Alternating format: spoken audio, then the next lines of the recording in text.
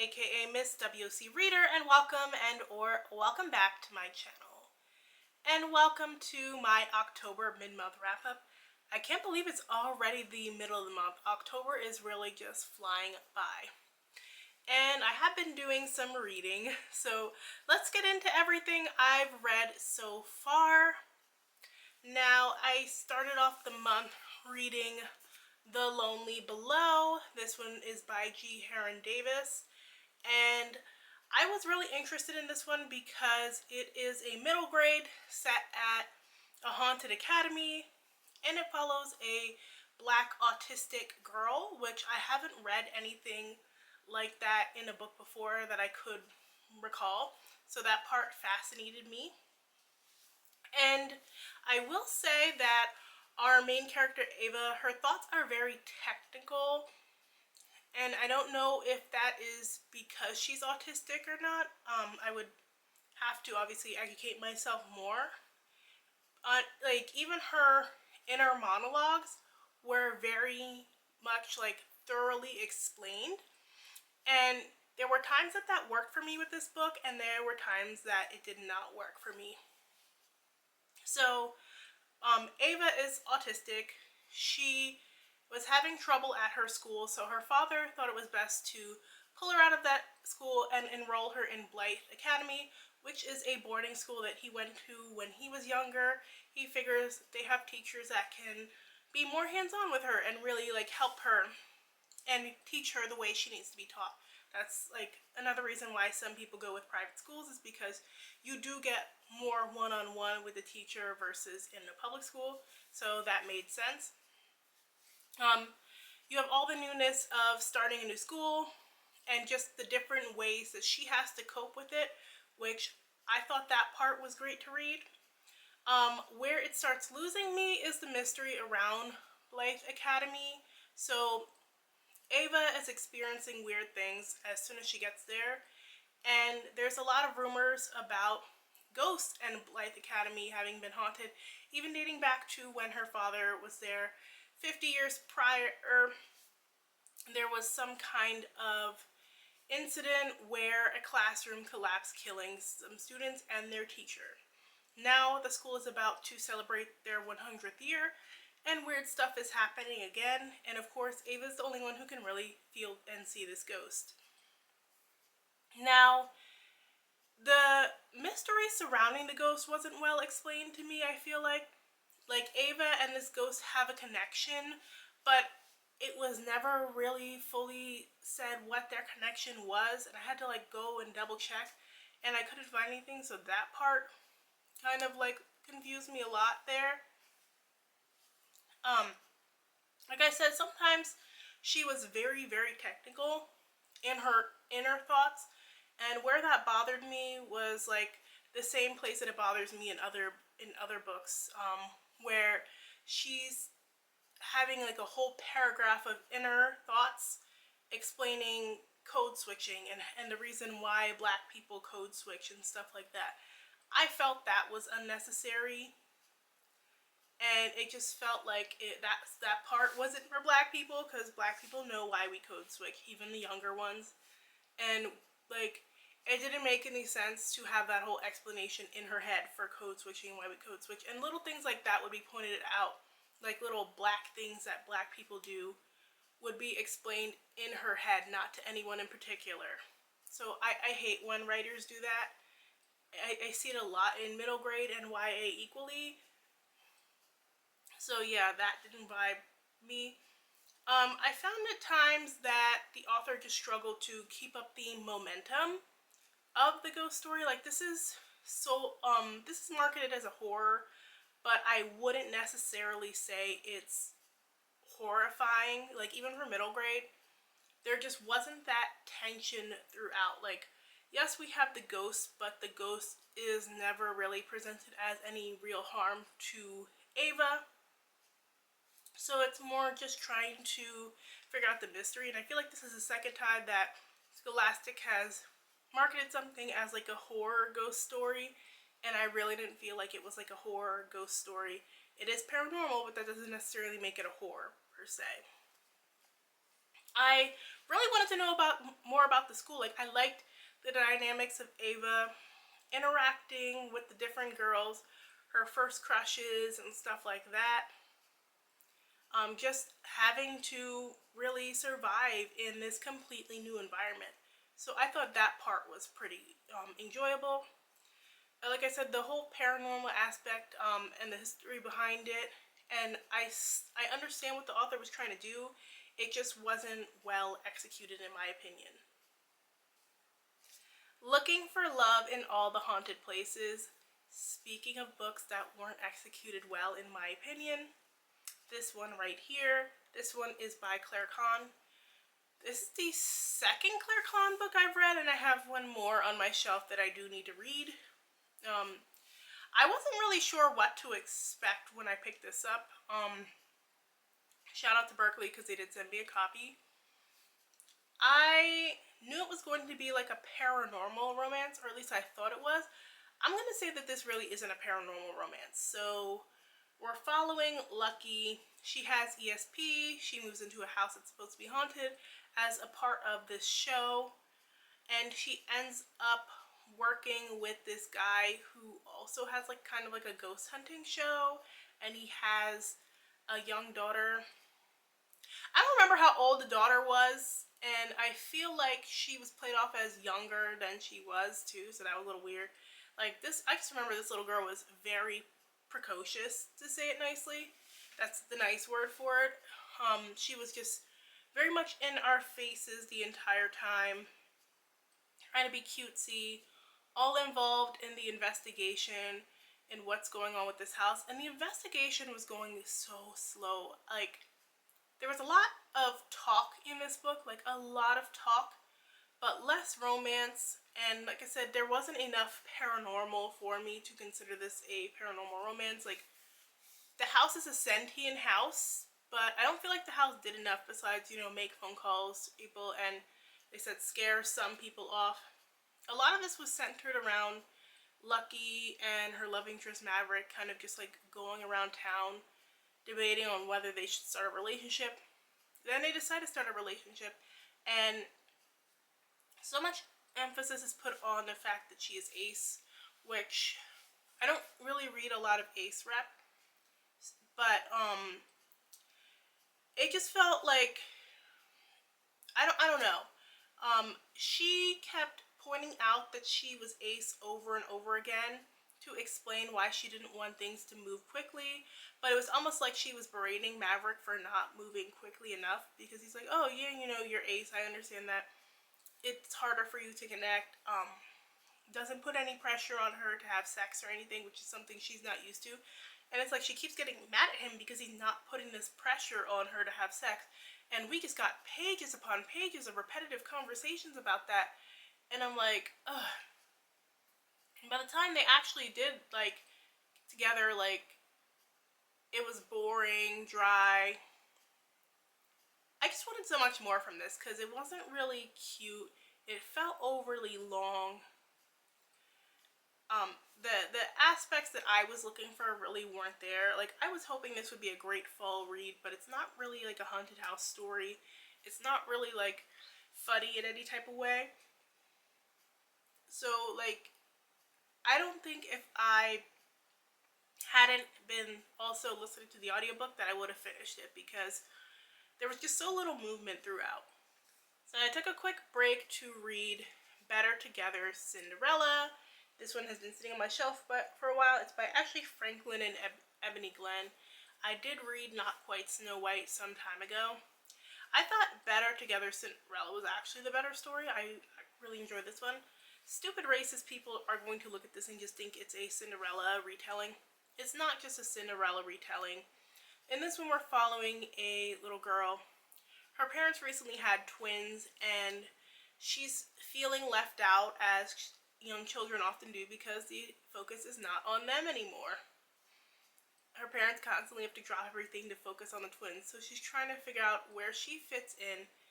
And the Cinderella part really comes in where, like, later in the story, she ends up going to this ball and losing her slipper. I thought the way that it was incorporated was very cute. And she did learn some lessons about making space for the twins in her life, and just her parents being able to divide their attention equally. Like, they still love her, but they're not always going to be able to drop everything for her anymore since she's no longer the only child. So this was just like a good quick palate cleanser, and I read it with the girls, and I'm gonna pass it off to them. I read An Academy for Liars by Alexis Henderson, and let me tell you something about An Academy for Liars. So far, I've been seeing people just like go, oh my gosh, it's so amazing, the vibes. If you are just reading for the vibes, I think you will like this, although I don't feel like it was vibey enough. I'm reminded of Catherine House, which was one that I think is very much for the vibes and that a lot of people were split on. I feel like Catherine House had these great descriptions of like what the campus looked like, parties and stuff, and kind of like putting you into the characters' heads a little bit more. Whereas An Academy for Liars didn't do good with the descriptions. I don't really know what this campus looks like. I don't really know what any of the characters look like. I wouldn't even have an image of the main character had I not gone to Alexis Henderson's page and seen some fan art that she commissioned for the main character and her love interest, because she doesn't really describe anyone, and I don't understand how Black readers are leaving that out of their review. Like, she does not describe anyone really in detail as far as appearance, but most of the people in this book are white, like just vaguely described white people, and I'm like, that's kind of an important factor, because the way in which they navigate this world as Black people did not make sense to me. So we're following Lennon, who is 24, which is also important to note because she often read like a naive high schooler coming into the world for the first time, but in actuality she's 24. She did a little bit of college, got caught up with a man, dropped out, and was living with this man kind of like as his little housewife for a while. So now that man cheated on her, they broke up, and Drayton College is really like her fresh start. She's supposed to be different. 5 minutes after she gets onto campus, she's back up to her same shit. She immediately has sex like at the first big event on campus with a random, like right there in the courtyard too. I'm like, girl, who raised you? Like, and the relationship that she has with that person that she has sex with, it didn't make any sense. Like, I didn't understand. Like, I understand you're upset about your ex, but she wasn't drinking enough to even go there yet for me, because she didn't really start to get drunk till after that hookup. And there was no need for her to have sex with that person for them to have drama in the book in the future, because I feel like that part didn't really factor into the drama that they have later in the book. And that person is never in the running for any type of love interest. So it just felt like something to slut shame her over later, which she does get slut shamed quite a bit because she has a reputation for being promiscuous. And so she's enthralled by this college, and specifically her professor. His name is Dante Lowe, which one of the things I hated too was, instead of calling him Dr. Lowe all the time, she and the other students call him Dante, and he's also supposed to be Black, so I was confused, because I'm like, first of all, calling a professor by his first name, like y'all buddy, where'd they do that at? But specifically as a Black professional, you're letting them disrespect you like that by calling you by your first name? Again, most of the people at this college in this book are white. That didn't sit right with me. It didn't make any sense, especially because as a Black professional at this elite school, you do want to put your best face forward, and you know, people are looking at you a certain way. I also wasn't sure about his age either. I'm going to assume he was a relatively young-ish professor, but I don't remember if his age was ever stated here. So that was like a little confusing.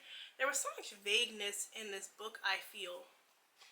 Like, we didn't get much description of things, and In the first half, we're kind of going along, like, we understand that there is this magic of persuasion, and Lennon possesses it, and Dante is trying to push her to help really, like, learn her power of persuasion and wield it. They do these experiments on rats and stuff, but everything is very vague, and then we hit, like, the halfway mark, and we just start getting back to back to back incident after incident after incident, and it just feels like we're throwing random stuff at the wall. I'm like, why is this happening? Why is this happening? Why wasn't this foreshadowed earlier? Like, secrets are getting spilled way too late, and the foundation wasn't really set up for these secrets, so the impact doesn't kind of, like, quite land. The whole time, too, Lennon is infatuated with her professor, and everybody's running around like, y'all are clearly fucking. He has these feelings for you. It's so obvious you're his favorite, and, like, they don't even fuck until, like, the last 75% of the book.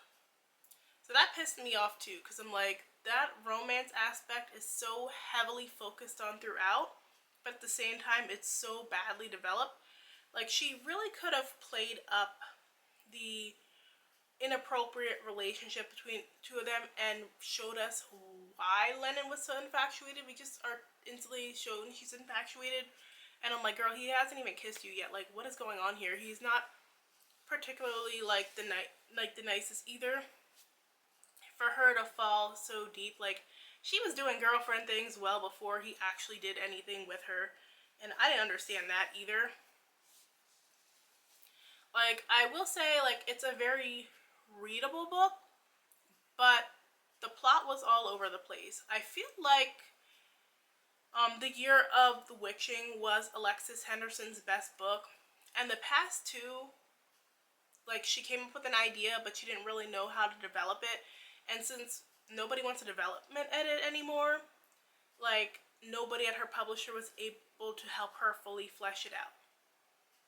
Because there's just so many different directions she could have gone with this premise, and I feel like we were just throwing in shock value things for shock value's sake.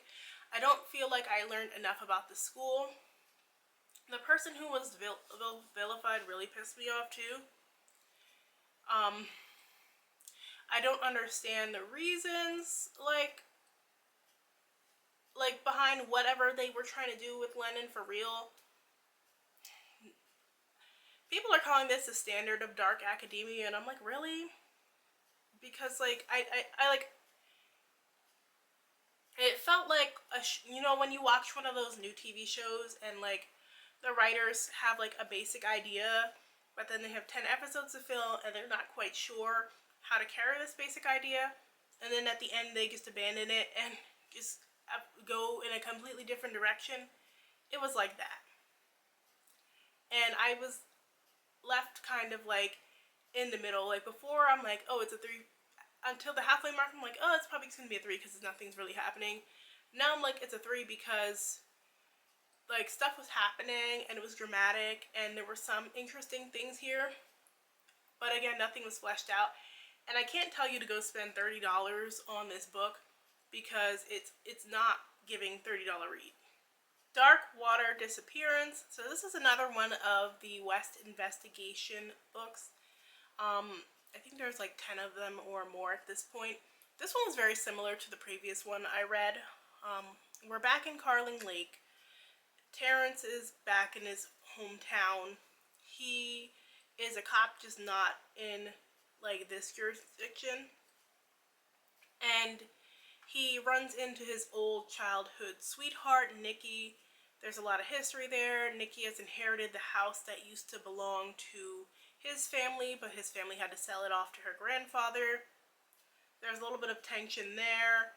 A dead body washes up ashore by the lakefront property that she lives at, and they're trying to figure out who the killer is. Very straightforward, very fast-paced, as Katie Richards' books always are. I will say the romance, like, didn't really do anything for me here. But as always, like, these are action-packed and a very quick read. Also available in audiobook, so a great listen if you're just looking for a quick afternoon mystery. So that's everything I read for the month thus far. Let me know if you've read any of these or any of them sound interesting to you. If you're not sure what to talk about, just comment algorithm, because that always helps too.